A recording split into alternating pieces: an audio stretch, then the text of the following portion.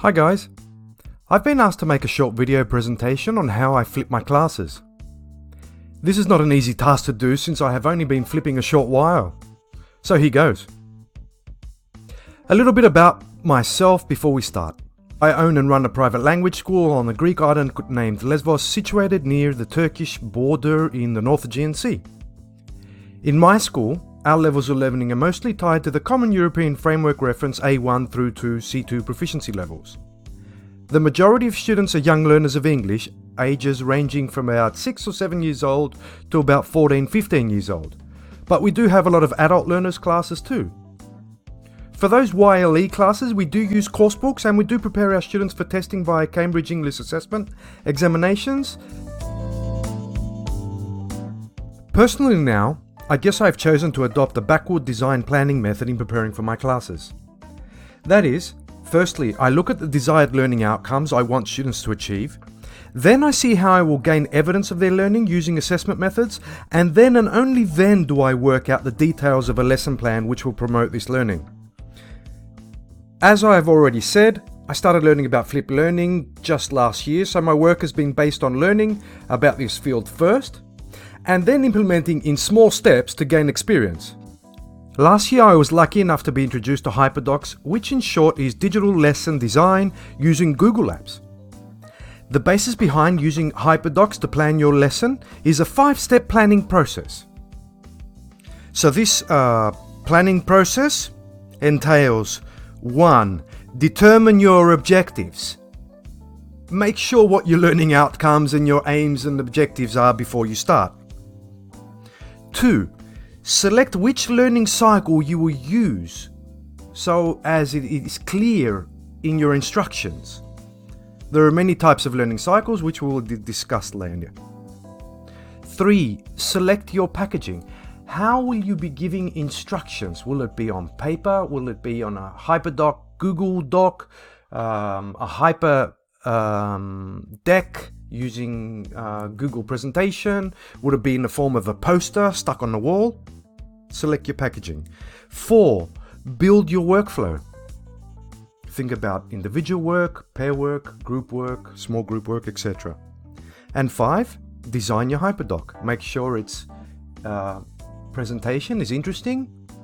And if you're targeting teens and tweens, or tweens and teens, I would suggest using color. So this is how I go through this 5-step planning process. 1. Determining objectives. When I go through the topics of the module in the course book, I just sketch them down. I firstly look at the target vocabulary of each and how it's presented and recycled throughout the unit. Then I also jot down the grammar presented in the module and think about how it's connected to the overall look and feel of the module. For instance, in the module I am looking at future predictions related to space, technology, communication with my B1 intermediate level of students. This module goes through the ways of structuring future action using tenses, conditionals, modals and wishes. I sketch out this information so I know exactly what we will be doing in this module.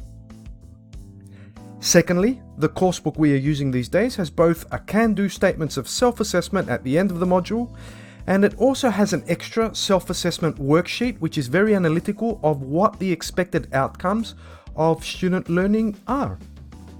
Apart from using self-assessment as a means of targeting formative assessment in the form of learning blocks, I also look at progress check as a means of preparing for summative assessment at the end of the module. Now, in modern pedagogy, there are a lot of learning cycles to choose from, like Kolb's or experiential learning cycles, but I have tended to lean towards the 5E instructional model or even the use of the HyperDoc model developed by Lisa Highfield, Kelly Hilton and Sarah Landis. The HyperDoc learning cycle model, which incorporates 6 ideas or steps to think about. For instance, let's have a look at one here. We have engage, explore, explain, apply, reflect, and extend. And we'll go into that into a little bit more detail very shortly. So after figuring out which learning cycle to use, I select packaging for my lesson plan. I tend to use a Padlet wall to share all class information and to connect lesson plans. It's quick, it's easily accessible, no passwords, and it's easy to use. Thereafter, I also use Padlet again to collect social data or Google Forms for more individual work for the students to hand in. Now for my individual lesson plans, I go digital with the use of Google Docs, which incorporates my specific lesson plan. Take a look at my lesson plan for creating a vision board with my C2 students that I did lately. This leads me to workflow. Here I tend to follow the workflow of the HyperDoc learning cycle. Engage, explore, explain, apply, reflect, share, extend. So saying that, let's go back. Especially with tweens and teens, designing your HyperDoc to be interesting involves using colors and selecting packaging.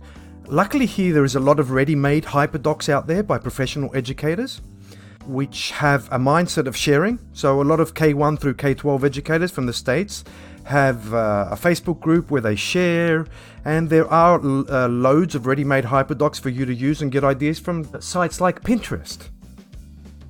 The most challenging part of designing your HyperDocs is having the idea of student-centered, active learning spaces in your head, and not to be tempted to get back on the stage to perform. Even when I say watch a video here, I tend not to leave it to YouTube for the presentation. I don't want them getting distracted. I tend to use Edpuzzle, where I have accountability options like small quizzes where I stop and ask them, what did you just watch or listen to, or give them a multiple choice question. And they do this individually in class using headsets.